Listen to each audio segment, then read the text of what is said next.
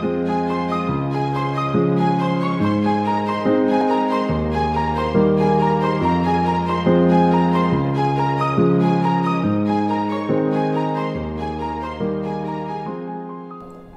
பவுல் ரோமருக்கு எழுதின நிருபம் 12வது அதிகாரத்தில் நடைமுறை கிறிஸ்தவத்தை குறித்து பேசுகிறார். Dear people, many people know the truth, but practically they don't really follow the truth. அநேக மக்கள் சத்தியத்தை அறிந்திருக்கிறார்கள், ஆனாலும் கூட சத்தியத்துக்கு கீழ்ப்படுகிறவர்கள் வெகு குறைவாகவே இருக்கிறார்கள். Why so many so-called Christians, they don't have the joy of the Lord in this world? ஏன் இன்றைக்கு அநேக கிறிஸ்தவர்கள் ஆண்டுடைய சந்தோஷத்தை கொண்டவர்களாக இருப்பதில்லை? It is true, when we die we will go to heaven. நாம் மரிக்கும் பொழுது பரலோகத்துக்கு போவோம் என்பது உண்மை. Is it all the only hope that a Christian has?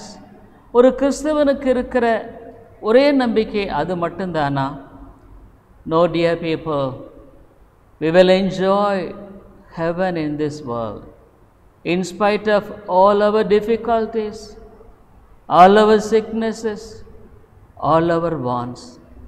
நம்முடைய கஷ்டங்கள் மத்தியில், வியாதிகளின் மத்தியில், தேவைகளின் மத்தியில் அந்த பரலோகத்தின் சந்தோஷத்தை அனுபவிப்பதே கிறிஸ்தவ வாழ்க்கை.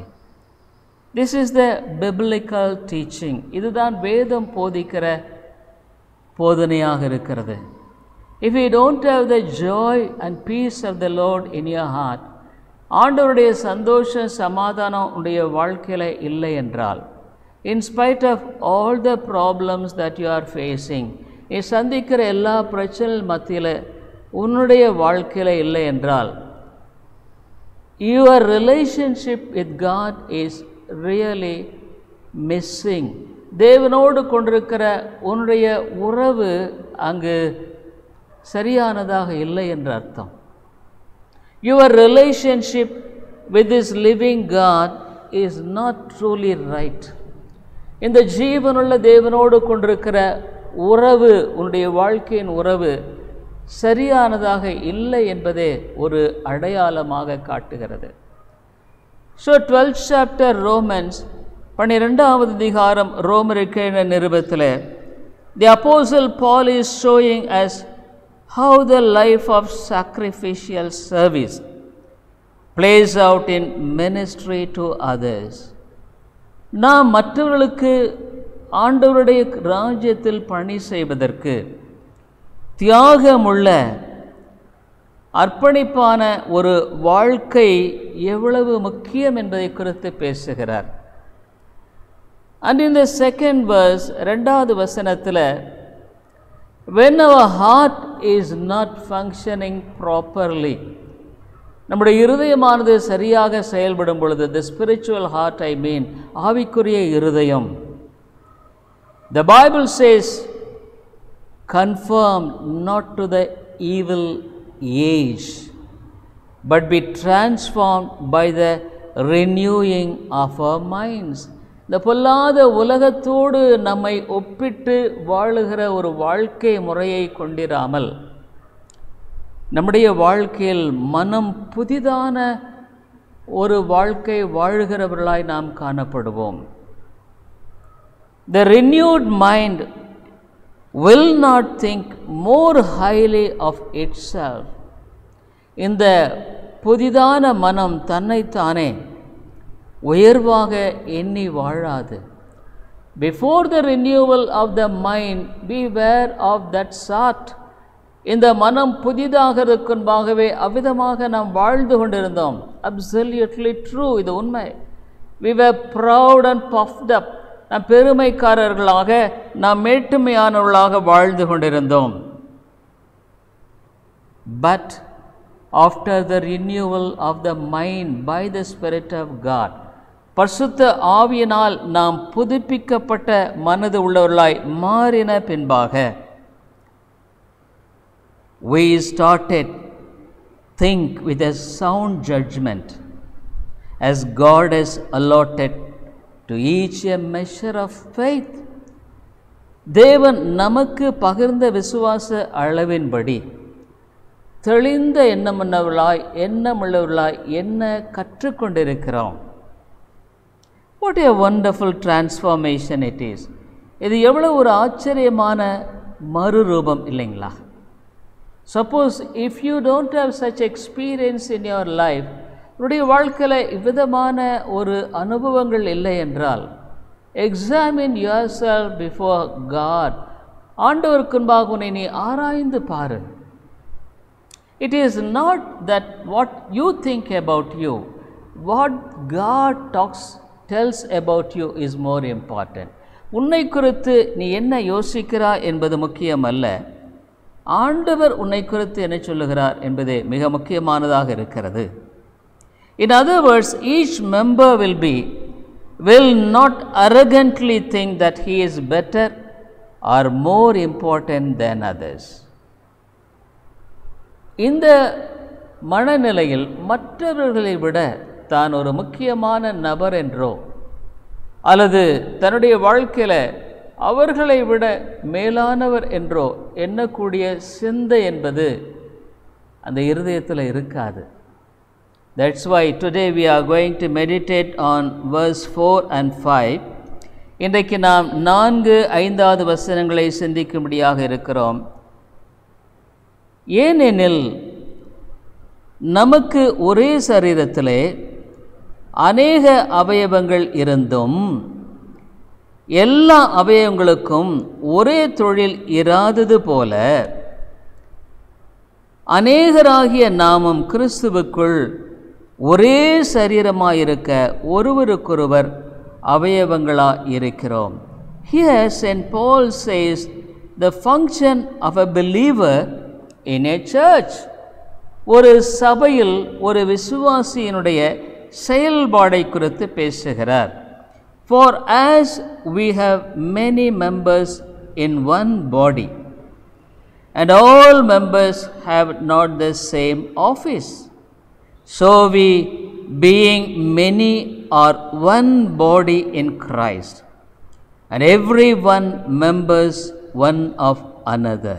Here St. Paul says the church is like a body. சபை என்பது ஒரு சரீரத்திற்கு ஒப்பிட்டு இந்த இடத்தில் பவுல் பேசுகிறார். Take a body, it has got many organs. ஒரு சரீரத்தை எடுத்துக்கொள்ளுங்கள், அதற்கு அநேக அவயவங்கள் இருக்கின்றன. The eye, the nose, the hands, the legs, கண்கள், அவ்விதமாக கைகள், கால்கள், மூக்கு, இப்படி பல அவயவங்கள் இருக்கிறதை குறித்து நாம் பார்க்கிறோம். Dear people, we must know and understand what a church is, first of all. ஒரு சபை என்று சொன்னால் என்ன என்பதை முதலாவது நாம் விளங்கிக் கொள்வது மிக அவசியம். St. Paul talks about the gifts and talents of a believer to be used in the church from 6th onwards. 6வது வசனத்தில் இருந்து நமக்கு கொடுக்கப்பட்டிருக்கிற தாளந்துகளையும் நமக்கு கொடுக்கப்பட்டிருக்கிற அந்த திறமைகளையும் சபையில் எவ்விதமாக உபயோகப்படுத்தப்பட வேண்டும் என்பதை குறித்து பேசுகிறார். But before that, what kind of attitude we should have, he is explaining in 4 and 5. இந்த 4-5 வசனங்களில் நாம் எவ்விதமான மனநிலை உள்ளவர்களாக இருக்க வேண்டும் என்று பவுல் இந்த இடத்துல சொல்லுகிறார். So what is a body? ஒரு சரீரம் என்று சொன்னால் என்ன? What is a church? ஒரு சபை என்று சொன்னால் என்ன? 1 Corinthians 12th chapter 12, 13 and 14. 1 கொரிந்தியர் 12வது அதிகாரம் 12 இலிருந்து 14 முடிய. For as the body is one and hath many members, and all the members of that one body, being many, are one body, so also is Christ. எப்படி எனில் சரீரம் ஒன்று, அதற்கு அவயவங்கள் அநேகம். ஒரே சரீரத்தின் அவயங்களெல்லாம் அநேகமாயிருந்தும் சரீரம் ஒன்றாகவே இருக்கிறது. அந்த பிரகாரமாகவே கிறிஸ்துவும் இருக்கிறார். only one body, but the parts of the body are so many. ஆனால் அந்த சரீரத்தினுடைய அந்த அவயவங்கள் அநேகம் இருக்கின்றன. ஆனால் சரீரம் ஒன்றுதான். that is Christ. அந்த சரீரம் கிறிஸ்துவை குறிக்கிறதாக இருக்கிறது. and 13th verse, for by one Spirit are we all baptized into one body, whether we be Jews or Gentiles, whether we be bond or free, and have been all made to drink into one Spirit. நாம் யூதராயினும் கிரேக்கராயினும் அடிமைகளாயினும் சுயாதீனராயினும் எல்லாரும் ஒரே ஆவியினாலே ஒரே சரீரத்துக்குள்ளாக ஞானம் சானம் பெற்றவற்று எல்லாரும் ஒரே ஆவிக்குள்ளாக தாகம் தீர்க்கப்பட்டோம். One spirit and one body. Dear people, so 14th verse 14வது வசனத்தில் சொல்கிறார், சரீரமும் ஒரே அவயவமாக இராமல் அநேக அவயவங்களாக இருக்கிறது. For the body is not one member but many. So a church is one, that is Christ, the body of Christ, கிறிஸ்துவின் சரீரம். But we are all members of the body. நம்ம எல்லாரும் இந்த கிறிஸ்துவின் சரீரத்தில் அவயவங்களாக இருக்கிறோம். So the parts of the body should function every day for the welfare of the body. இந்த சரீரத்தினுடைய நன்மைக்காக, இந்த சரீரம் செயல்படும்படியாக இந்த அவயவங்கள் செயல்பட வேண்டியதாக இருக்கிறது. we eat food in the morning, afternoon, in the night. நாம் காலையில், மதியத்தில், சாயந்தரத்தில் ஆகாரம் சாப்பிட்றோம். the hand takes the food. இந்த கையானது ஆகாரத்தை எடுக்கிறது. it goes to the mouth. அங்கு நாவுக்கு, அங்கே வாய்க்கு செல்லுகிறது. the mouth opens, அந்த வாய் திறக்கிறது. so the food is put inside, அந்த ஆகாரம் உள்ளே போடப்படுகிறது. so the teeth and the tongue are all coordinating one another and chewing the food. இந்த பல்லும் நாக்கு எல்லாம் ஒன்றாக இணைந்து அங்கு அவ்விதமாக அந்த ஆகாரத்தை மென்று தின்னுகிறது. after that it swallows, அது முழுங்குகிறது. so the upper part of the intestine it swallows, அங்கே அந்த குடலுடைய மேல் பகுதி அங்கே முழுங்குகிறது. you see how wonderfully it works together. அது எவ்வளவு அழகாக இங்கே செயல்படுகிறதை குறித்து நாம் பார்க்கிறோம். so dear people, but no part can boast in this. இதில் எந்த ஒரு பகுதியும் மேன்மை பாராட்ட முடியாது. the hand can't say, I am the one taking the food to your mouth, I am superior than you. It can't say. இந்த கையானது வாயை பார்த்து, நான் தானே உனக்கு ஆகாரத்தை கொண்டு வர்றேன், ஆகவே நான் பெரியவன். அல்லது அந்த வாயானது அந்த குடலை பார்த்து, நான் தானே எல்லாம் மென்று உள்ளே அனுப்புகிறேன், ஆகவே நான் பெரியவன் என்று சொல்லலை. there is a wonderful coordination. அழகாக ஒன்றுக்கு ஒன்று இணைந்து செயல்படுகிறது. that is the body of Jesus Christ. இயேசு கிறிஸ்துவின் சரீரம் அதுவே. so St. Paul, before explaining the usage of all talents and gifts, தாளந்துகளையும் வரங்களையும் உபயோகப்படுத்துவதை குறித்து சொல்லுவதற்கு முன்பாக, he makes a clear picture of the body and the parts of the body.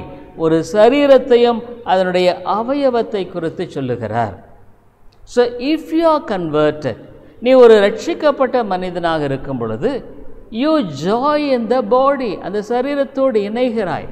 You accept to submit one another. ஒருவருக்கொருவர் ஒப்பு கொடுக்கும்படியாக நீ அங்கே இணங்கி கொடுக்கிறாய். Not to boast that I am a big man in the church. இந்த சபையில் நான் ஒரு பெரிய மனிதன் என்று சொல்லும்படியாக அல்ல. What the Bible says, வேதம் என்ன சொல்லுகிறது? When you see Ephesians 1st chapter, எபேசியர் 1வது அதிகாரத்தில் 23rd verse, 23வது வசனம், Ephesians 1:23, which is his body, the fullness of him that filleth all in all. எல்லாவற்றையும் எல்லாவற்றாலும் நிரப்புடைய நிறைவாகிய சரீரமான சபைக்கு அவரை எல்லாவற்றுக்கு மேலான தலையாக தந்தருளினார். And hath put all things under his feet and gave him to be the head over all things to the church. So who is the head of the church? சபையினுடைய தலைமை யார்? இயேசு கிறிஸ்து. So when a believer joins a church, ஒரு விசுவாசி சபையை சேரும் பொழுது, it comes under the authority of Christ. கிறிஸ்துவின் அதிகாரத்துக்கு கீழாக வருகிறார்கள். It is not even the authority of the pastor. ஒரு சபையினுடைய ஒரு போதகருடைய அதிகாரத்துக்கு கீழாக அல்ல. Dear people, submitting ourselves in the church with all humility is the right attitude of being, joining and being in the church. ஒரு சபையில் இணைந்து அதோடு கூட செயல்படும்படியான ஒரு காரியத்தில் மிக முக்கியமான காரியம் என்ன? தாழ்மை. Throughout our lives of life in the church, we move with a mind of humility. சபையில் நாம் நடக்கும்படியான எல்லா காரியங்களின் மத்தியில் ஒரு தாழ்மையின் சிந்தையோடு கூட நாம் நடக்கிறோம். So first of all, we comes under the authority of Christ. முதலாவதாக கிறிஸ்துவின் அதிகாரத்துக்கு கீழாக நாம் வருகிறோம். Unless we submit to Christ, இயேசுவுக்கு நம்மை ஒப்பு கொடுக்கவில்லை என்றால், unless we have the mind of submission to Christ, இயேசுவுக்கு ஒப்பு கொடுக்கக்கூடிய ஒரு மன சிந்தை இல்லை என்றால், it will not be a proper part of the body. ஒரு சரீரத்தின் சரியான அவயமாக இருக்க முடியாது. He can't fit in the church properly. அவர்கள் சரியாக சபையோடு இணைந்து கொள்வது என்பது கூடாத காரியமாகவே காணப்படும். So the Bible speaks of it so clearly. ஆகவே வேதமானது இதை குறித்து தெளிவாய் சொல்லுகிறதை குறித்து நாம் பார்க்கிறோம். So there are two things here. இதில் ரெண்டு முக்கியமான காரியங்கள். First thing is submitting ourselves to Christ. கிறிஸ்துவுக்கு நம்மை ஒப்புக் கொடுப்பது. The right relationship with God. தேவனோடு சரியான தொடர்பு இருப்பது அவசியம். Dear people, if you don't have a right relationship with God, தேவனோடு சரியான தொடர்பு உன்னுடைய வாழ்க்கையில் இல்லைன்னா, you first of all you can't fit in a church. ஒரு சபையில் உன்னை நீ பொருத்திக் கொள்ள முடியாது. This is very important, முக்கியமானது. So if not only fitting in the church, சபையில் இருக்க முடியாது மாத்திரமல்ல, every day, ஒவ்வொரு நாளும் the living relationship with God should be there. ஜீவனுள்ள தேவனோடு கூட கொண்டிருக்கிற தொடர்பு ரொம்ப முக்கியம். Being careful in not grieving the Holy Spirit. பரிசுத்த ஆவியானவரை துக்கப்படுத்தாமல் ஜாக்கிரதையாக இருப்பது.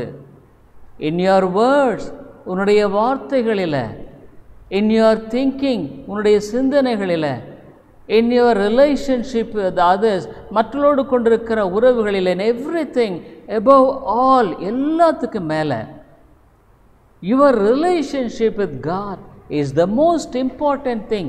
அதுதான் ரொம்ப ரொம்ப முக்கியமான காரியம். Do you have the spirit of prayer? ஜெப சிந்தை உன்னுடைய வாழ்க்கையில் இருக்கிறதா? Is the Spirit of God teaching you through His word? அவருடைய வார்த்தையின் மூலமாக உன்னை போதித்து நடத்துகிறாரா? Or else, for all these things we need a true humility. இது எல்லாத்துக்கும் ஒரு உண்மையான தாழ்மை தேவை. When you become independent, நீ ஒரு சுயேட்சையாய் செயல்பட ஆரம்பிக்கும் பொழுது, you lose the living relationship with God. தேவனோடு கூட கொண்டிருக்கிற ஒரு உயிருள்ள தொடர்பை இழந்து விடுகிறாய்.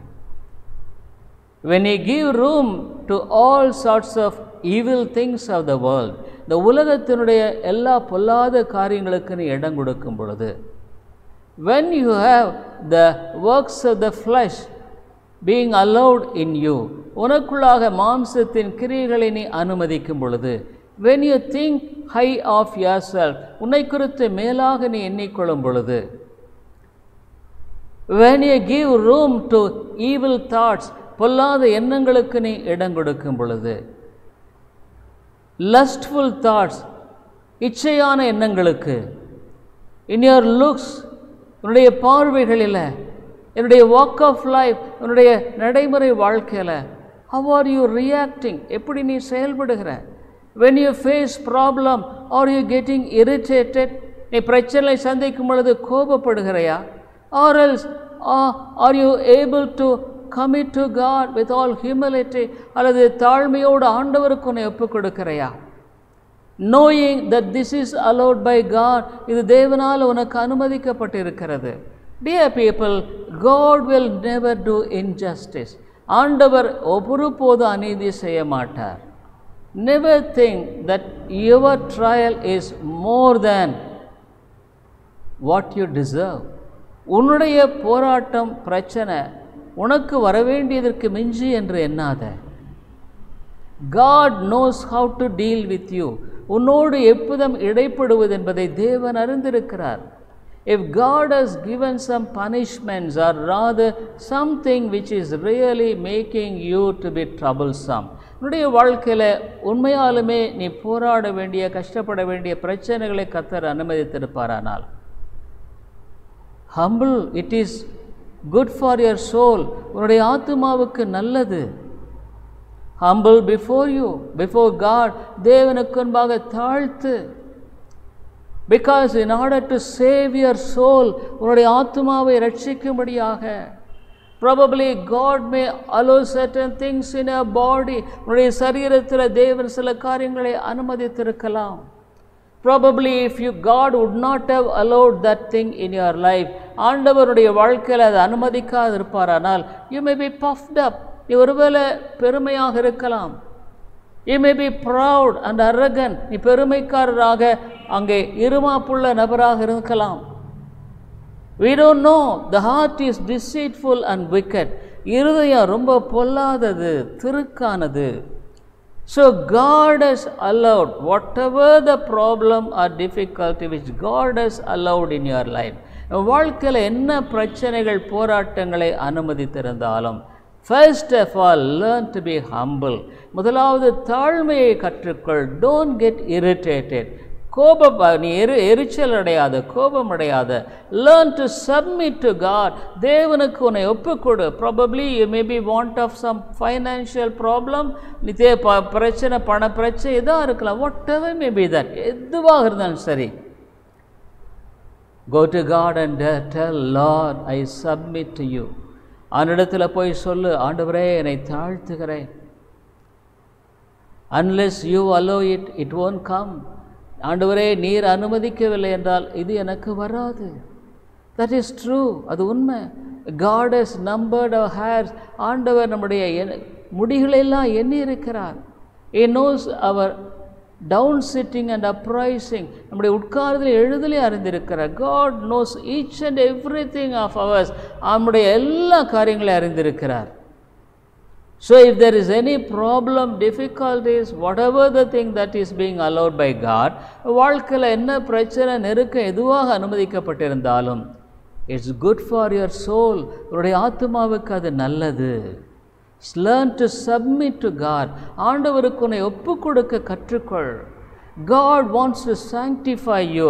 ஆண்டவர் உன்னை பரிசுத்தப்படுத்த விரும்புகிறார். That is why he has allowed all these things. இவைகளெல்லாம் அதனால தான் ஆண்டவர் அனுமதித்திருக்கிறார். So there is nothing wastage in the economy of God. தேவனுடைய பொருளாதாரத்தில் எதுவுமே வீண் அல்ல. It is good for your soul. உன்னுடைய ஆத்துமாவுக்கு நல்லது. But how am I reacting to that is very important. அதுக்கு நான் எப்படி நான் பிரதியுத்தரமாக செயல்படுகிறேன். Dear people, learn to be humble. தாழ்மையாக இருக்க கற்றுக்கொள். Humble before God. தேவனுக்கு முன்பாக தாழ்த்து. Don't be puffed up. Why is this to me? ஏன் எனக்கு இது? Dear people, that's why St. Paul says, before you being used in the church, சபையில் நீ உபயோகப்படுத்தப்படுவதற்கு முன்பாக, your talents being used in the church, உன்னுடைய தாளந்துகள் சபையில் உபயோகப்படுத்துவதற்கு முன்பாக, the most crucial quality which you need is humility. உனக்கு அதிமுக்கியமான தேவையான குணம் தாழ்மை. If you don't have humility, தாழ்மை இல்லைன்னா, however much you may be talented, நீ எவ்வளவு தாளந்து உள்ள மனுஷனாக இருந்தாலும் சரி, is absolutely useless in the kingdom of God. ஆண்டுடைய ராஜ்யத்தில் அது ஒன்றும் பிரயோஜனம் இல்லை. There are so many people who have very good talents. சில மக்கள் நல்ல தாளந்துகளை கொண்டிருப்பார்கள். But they can't fit in the church. சபையில் அவர்கள் பொருந்திக் கொள்ள முடிவதில்லை. Why? First of all, they don't have a humble mind of surrendering themselves to God. தேவனுக்கு தங்களை ஒப்புக் கொடுக்கும்படியான அந்த தாழ்மையின் சிந்தை அவர்களில் கொண்டிருப்பதில்லை. It's a great thing. இது ரொம்ப முக்கியமான ஒரு காரியம். Dear people, Christ is the head of the church. கிறிஸ்துவே சபையினுடைய தலைவராக இருக்கிறார் என்று வேதம் சொல்லுகிறது. So unless you learn to humble yourself before God, ஆண்டவருக்கு முன்பாக உன்னை நீ தாழ்த்த கற்றுக்கொள்ளவில்லை என்றால், it is absolutely useless. அது முற்றிலுமாக பிரயோஜனமில்லை என்பதை நீ விளங்கிக் கொள்ள வேண்டும். Absolutely, your all talents is useless. உன்னுடைய எல்லா தாளந்துகளும் பிரயோஜனம் இல்லைங்களே. What is the use of all these things? இவைகளினுடைய பிரயோஜனமெல்லாம் என்ன? ஒன்றுமே இல்லை. Dear people, the Bible says so many places, ஏறக்குறைய 12 இடங்களில் வேதமானது இவ்விதமாக சொல்லப்படுகிறது. Mainly in 12th chapter of Romans. ரோமருக்கு எழுதின நிருபம் 12வது அதிகாரத்தில் நீங்கள் பார்ப்பீர்களானால் 12 இடத்துல you must submit to one another. ஒருவருக்கொருவர் உங்களை நீங்கள் இணங்கி கொடுக்க வேண்டும். So first of all, you must have a right relationship with God. முதலாவது தேவனோடு ஒரு சரியான தொடர்பு உங்களுக்குள்ளாக இருக்க வேண்டியது மிக அவசியம். The second thing is, ரெண்டாவது காரியம் என்னவென்றால், உங்கள் வாழ்க்கையில் நீங்கள் மற்றவர்களோடு கூட கொண்டிருக்கிற உறவில் சரியாய் காணப்படுவது அவசியம். The right relationship with others is important. Some people, they will think that they are better than others in the church. சபையில் மற்றவர்களை விட நாங்கள் பெரியவர்கள் என்று நினைக்கிற சில மக்கள் உண்டு. They think that they are better spiritually. ஆவிக்குரிய பிரகாரமாக ரொம்ப நல்லா இருக்கும்னு நினைக்கிறது உண்டு. Dear people, they are not fit to be used in the church and the talents is useless. அவர்கள் சபையில் உபயோகப்படுத்தப்படுவதற்கு பிரயோஜனமானவர்கள் இல்லை. They are not fit. That's why to some of the people you have to be very careful in entrusting responsibilities. பொறுப்பை கொடுப்பதில் ரொம்ப ஜாக்கிரதையாக கொடுக்க வேண்டியது அவசியமாக இருக்கிறது. So immediately some people will think, I am a better person in this church, so I ought to be given this responsibility. நான் இந்த சபையில் ரொம்ப நல்ல மனுஷன், ரொம்ப எனக்கு திறமை இருக்குது, அவ எனக்கு இந்த பொறுப்பை கொடுக்கணும். Unless you learn humility before God and before men, ஆண்டவருக்கு முன்பாக மற்றவர்களுக்கு முன்பாக என் தாழ்மையை கற்றுக்கொள்ளலைன்னா absolutely you are useless in the church. சபையில் நீ பிரயோஜனம் இல்லாத ஒரு நபர் தான். You see, I would like to tell you quickly 12 things in relationship with others. மற்றவர்களோடு கூட கொண்டிருக்கிற தொடர்பை குறித்து 12 காரியங்கள் சொல்கிறேன். In many churches it is truly lacking. அநேக சபைகளில் இது குறைபட்டிருக்கிறது. Can we say that it's all right in my church? என்னுடைய சபையில் சரியாக இருக்குன்னு சொல்ல முடியுமா? No. In every church, ஒவ்வொரு சபையிலும் this is the problem. You see, Romans 12:5, ரோமருக்கு நிருபம் 12வது அதிகாரம் 5வது வசனத்தில் அவர் சொல்கிறாரு, இந்த இடத்துல ஒன் another, ஒருவருக்கொருவர் அப்படின்னு சொல்கிறதை குறித்து பார்க்கும் பொழுது, so we being many are one body in Christ and every one members one of the another. ஒருவருக்கொருவர், ஒருவருக்கொருவர். Here you see members of one another. So without this sister or brother I can't be a body. இந்த சகோதரனோ சகோதரியே இல்லாமல் நான் ஒரு சரீரமாக இருக்க முடியாது. So each and every one needs others. ஒவ்வொருவருக்கும் மற்றவர்கள் தேவை. So the first thing is I need another brother, another sister, so that I may be a part of the body. ஒரு சரீரத்தின் அவயமாக இருக்கும்படியாக மற்ற சகோதர சகோதரிகள் எனக்கு தேவை. I can't think high than others. மற்றவர்களிட நான் மேலாக என்னை நான் நினைத்து கொள்ளப் போவதில்லை. Romans 12:10, ரோமர் 12:10 இங்கே என்ன சொல்லப்படுகிறது? Be kindly affectioned one another with brotherly love in honor preferring one another. சகோதர சிநேகத்திலே ஒருவர் மேல் ஒருவர் பட்சமாயிருங்கள், கனம் பண்ணுகிறதில் ஒருவருக்கொருவர் முந்திக் கொள்ளுங்கள், பட்சமாயிருங்கள். brotherly love, மற்ற சகோதர சகோதரியை நேசிக்கக்கூடிய அந்த சிந்தை இல்லைன்னா சபையில் நீ பொருந்தி கொள்ள முடியாது. You can't fit in the church unless you learn to love one another. மூன்றாவது என்ன பார்க்குறோம்? What is the third thing? The same 12:10, அந்த ரோமர் 12:10 பின்னால் கனம் பண்ணுகிறதிலே ஒருவருக்கொருவர் முந்திக் கொள்ளுங்கள்.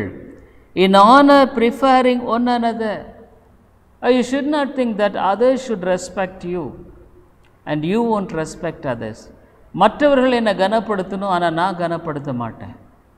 Some people, they have a very proud heart. It is very difficult for them to greet others. மற்றவர்களை அங்கே ஒரு வாழ்த்து சொல்லி கூறுறது ரொம்ப அவங்களுக்கு கஷ்டம், ரொம்ப பெருமையாக இருப்பாங்க. Or else they will take some time to greet others. மற்றவர்களை அங்கே வாழ்த்து சொல்கிறதுல கொஞ்சம் நேரம் எடுக்கும். Immediately if they say, how could this be? உடனடியாக சொன்னால் எப்படி? What happened to my prestige? என்னுடைய கனத்துக்கு என்ன நடக்கும்? How proud we are.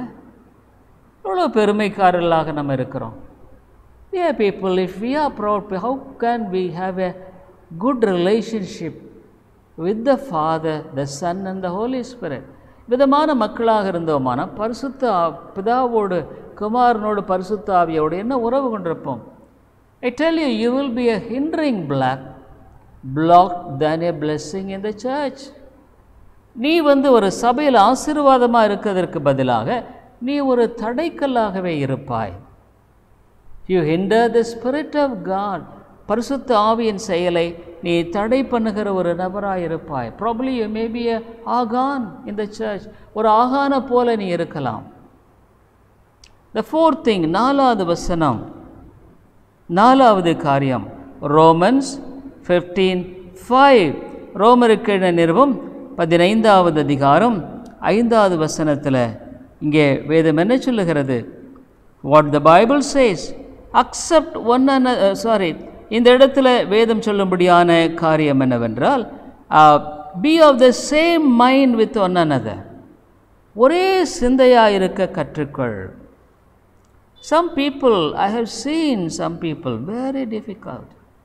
ஏக சிந்தை. You see, the Bible says, be of the same mind. ஏக சிந்தை. When will it come? When we really right in the relationship with God. தேவனோடு சரியான தொடர்பு இருக்கும் பொழுது தாங்க இது வரும். When you don't have a right relationship with God, தேவனோடு சரியான தொடர்பு இல்லைன்னா நீ சபையில் ஏக சிந்தையாக இருக்க மாட்ட. You will think differently. ஒரு வித்தியாசமான ஒரு மனநிலை கொண்டவர்களாகவே காணப்படுவார்கள். So such people can't be used in the church. அவ்விதமான மக்கள் சபையில் உபயோகப்படுத்தப்பட முடியாது. Dear people, how humble humility is the basis for all these things. இது எல்லாத்துக்கும் தாழ்மை தாங்க தேவை. I know a person in this church. இந்த சபையில் ஒரு நபரை எனக்கு தெரியும். For so many years he has been coming to the church for so many years. அநேக வருடங்களாக இந்த சபைக்கு வந்தவர். But he could not have a one-mindedness. ஒரே சிந்தை அது வர முடியல. So dear people, at one time he has to leave the church because he could not be with one mind in the church. After so many years of being in the church, சபையில் அநேக வருடங்கள் இருந்தும் கூட சபையை விட்டு போக வேண்டிய சூழ்நிலை அவருக்கு ஆயிற்று. What a sad thing. என்ன ஒரு பரிதாபமான காரியம். Not only that, what about your soul? உன்னுடைய ஆத்துமாவை குறித்த காரியம் என்ன? Probably you may go away from the church. சபையிலிருந்து நீ போலாம். What about your soul?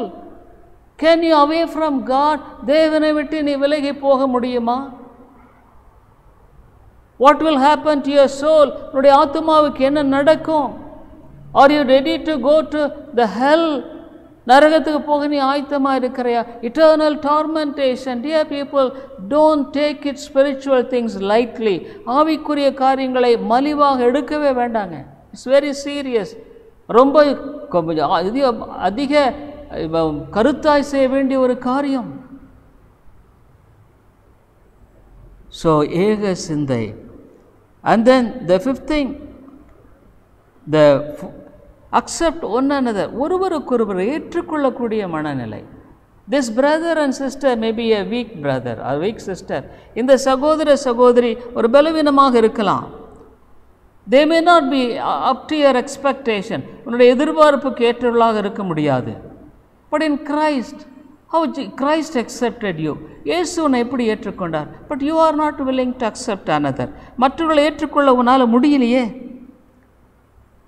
Romans 15:7.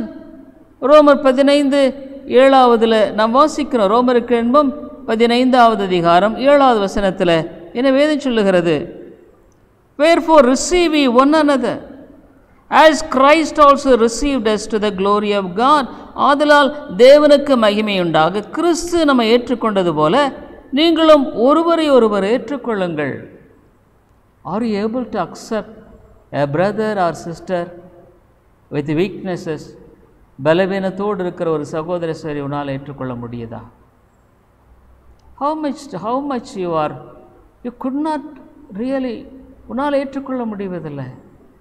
Dear people, your soul is in danger. உன்னுடைய ஆத்மா ரொம்ப அபாயத்தில் இருக்குது. Humble yourself. In the same church, you could not love others. மற்றவர்கள் நேசிக்க முடியதில்லை. You could not accept others. மற்றவர்களை ஏற்றுக்கொள்ள முடியறதில்லை.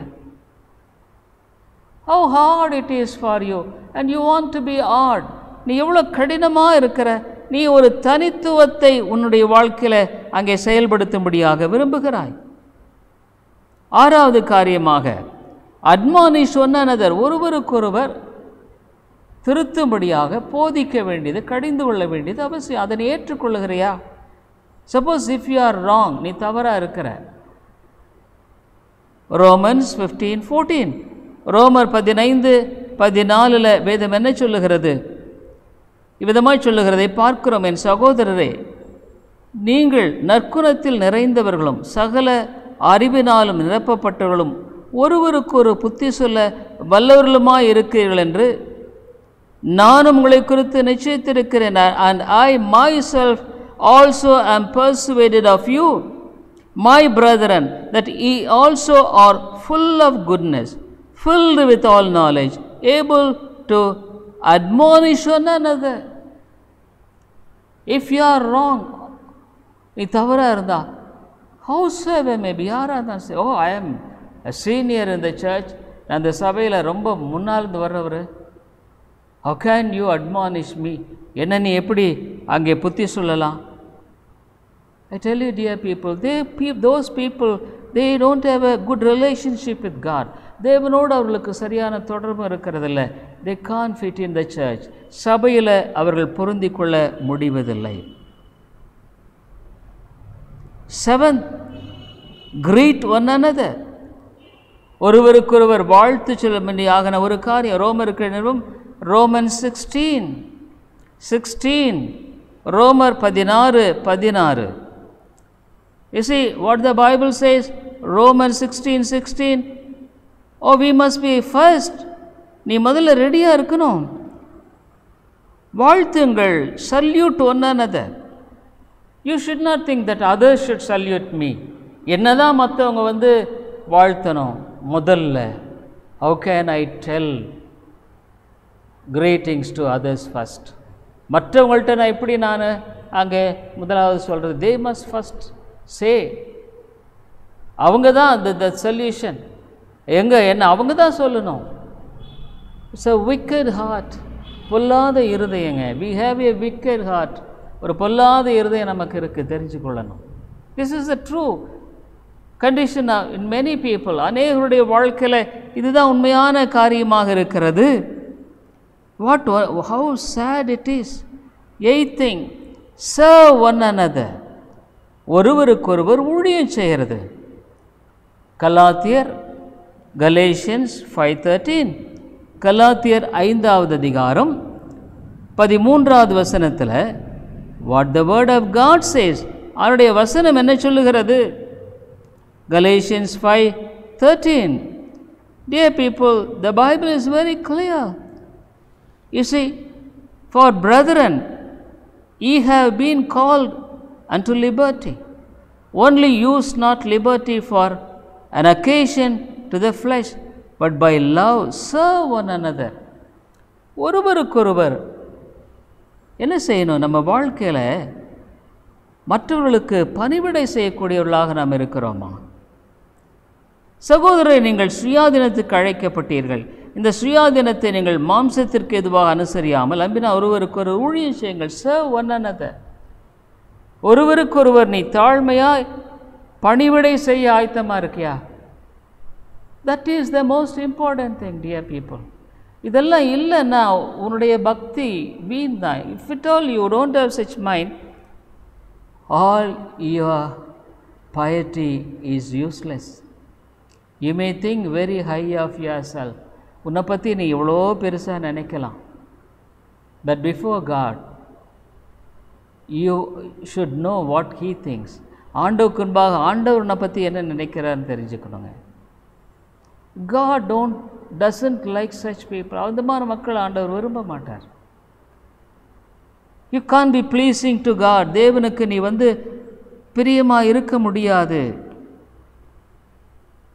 9th thing, bear one another's burdens. ஒருவர் பாரத்தை ஒருவர் சுமக்க கற்றுக்கொள்ளுங்கள். as a church, suppose there is a brother or sister, ஒரு சகோதர சகோதரி இருக்கிறாங்க. how many people very selfish, ரொம்ப சுயநலமாதிய, நான் என்னுடைய குடும்பம்,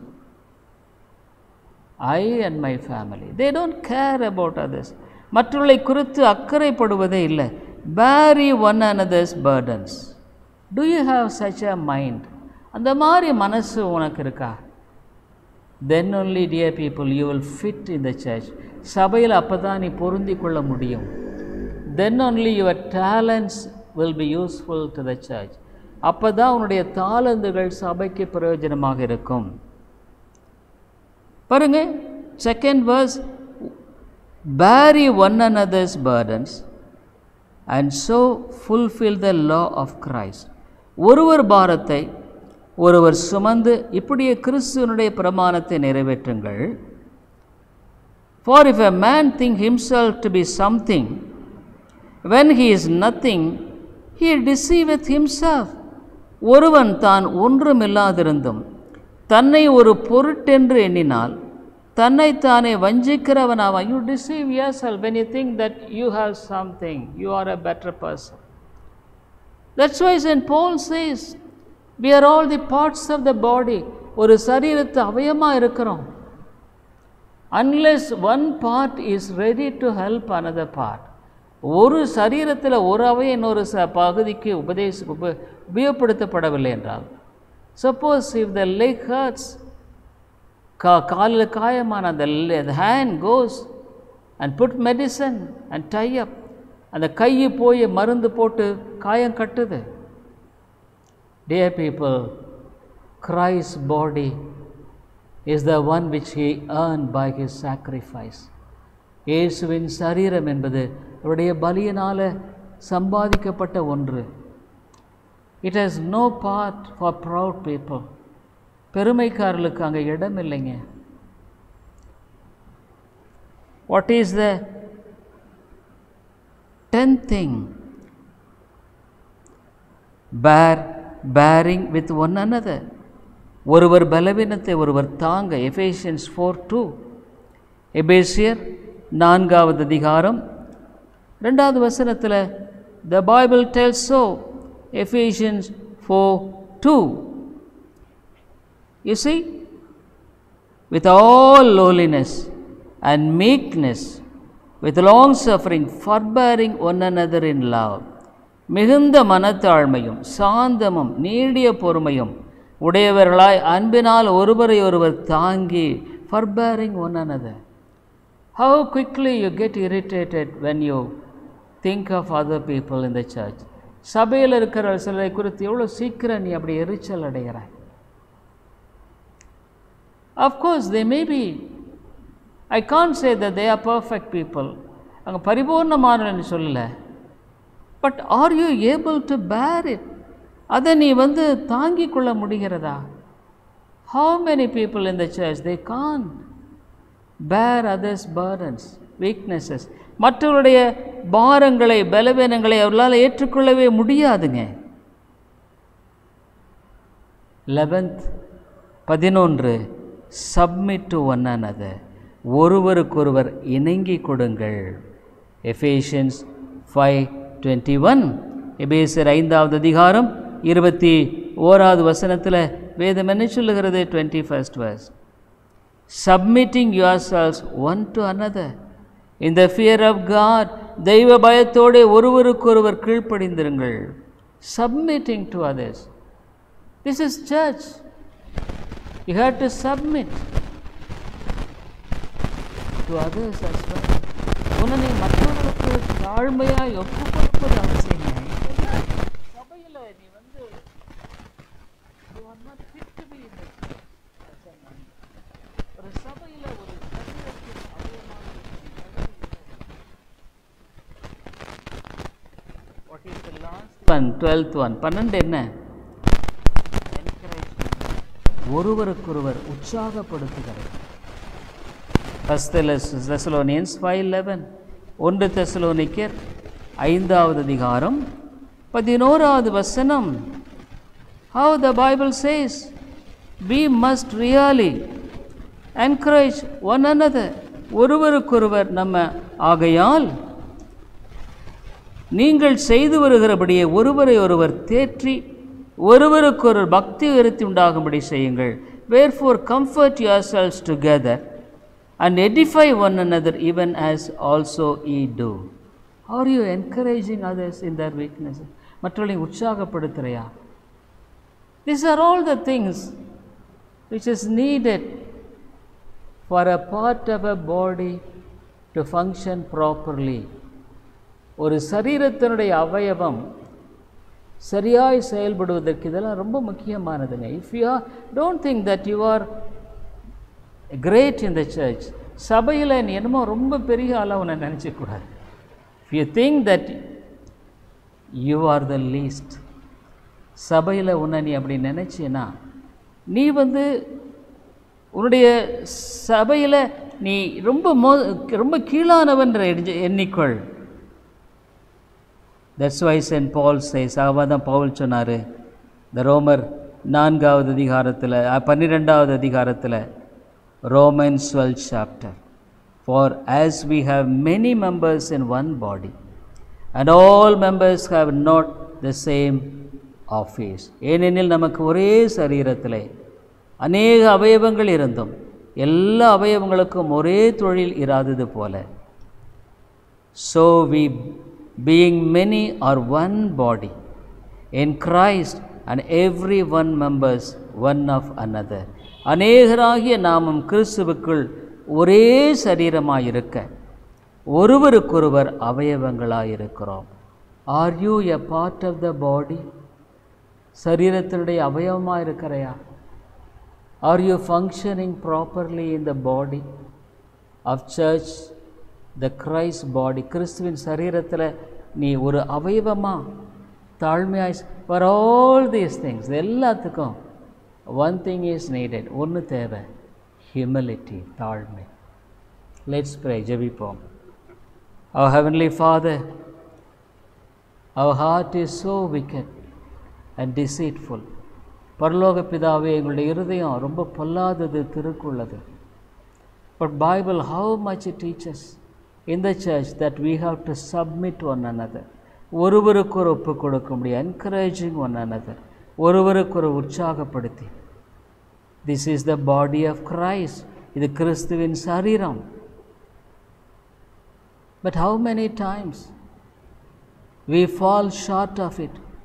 இதில் எவ்வளோ குறைவுள்ளவர்களாய் காணப்படுகிறோம். Lord, forgive us. எங்களை மன்னியும் ஆண்டவரே.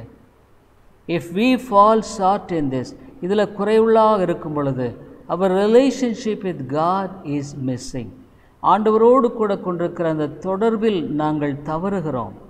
So we don't have joy and peace of God in this life. இந்த உலகத்தில் சந்தோஷம் இருக்கிறதில்ல, சமாதானம் இருக்கிறதில்ல. Lord, forgive us. எங்களை மன்னியும். Cleanse us and make us to be fit as a part of Christ's body. கிறிஸ்துவின் சரீரத்தில் ஒரு அவயமாக இருக்க எங்களை கழுவி சுத்திகரித்து பரிசுத்தப்படுத்தும். இயேசுவின் நாமத்தில் ஜெபிக்கிறோம் எங்கள் நல்ல பிதாவே, ஆமென். I hope the Lord is blessing you through this preaching of God's word, and we are glad to inform you that you could contact me over my mobile phone and WhatsApp number 98427-67184 and my email ID davidilongo100@gmail.com, davidilongo100@gmail.com. Thank you very much. கிறிஸ்துவுக்குள் அன்பானவர்களே, நீங்கள் தொடர்ந்து இந்த தேவ செய்திகள் மூலமாக ஆசீர்வதிக்கப்பட்டு வருகிறீர்கள் என்று நாங்கள் நம்புகிறோம். எங்களுடைய ஞாயிறு ஆராதனை காலை 10:30 மணிக்கு இந்திய நேரப்படி, மாலை 6:30, ஒவ்வொரு புதன்கிழமை மாலை 6:30 மணிக்கு வேத ஆராய்ச்சி கூட்டம் உண்டு. இந்த கூட்டங்களில் நீங்கள் ஆன்லைனில் கலந்து கொள்ள உங்களை அன்போடு கூட அழைக்கிறோம். மேலும் உங்களுடைய ஆவிக்குரிய பாரங்களை நீங்கள் தயவுசெய்து எங்களோடு கூட பகிர்ந்து கொள்ளலாம். இன்னுமாக உங்களுக்கு ஆவிக்குரிய ஆலோசனை அல்லது இந்த சத்தியத்தை குறித்த தெளிவோ அல்லது விளக்கமோ தேவையானாலும் கூட என்னோடு கூட நீங்கள் தொடர்பு கொள்ளலாம். என்னுடைய வாட்ஸ்அப் எண், இன்னுமாக மொபைல் எண் 9842767184 9842767184. இன்னுமாக நீங்கள் இமெயிலில் தொடர்பு கொள்ள வேண்டுமானால் என்னுடைய இமெயில் ஐடி davidilongo100@gmail.com, davidElango100@gmail.com. நன்றி.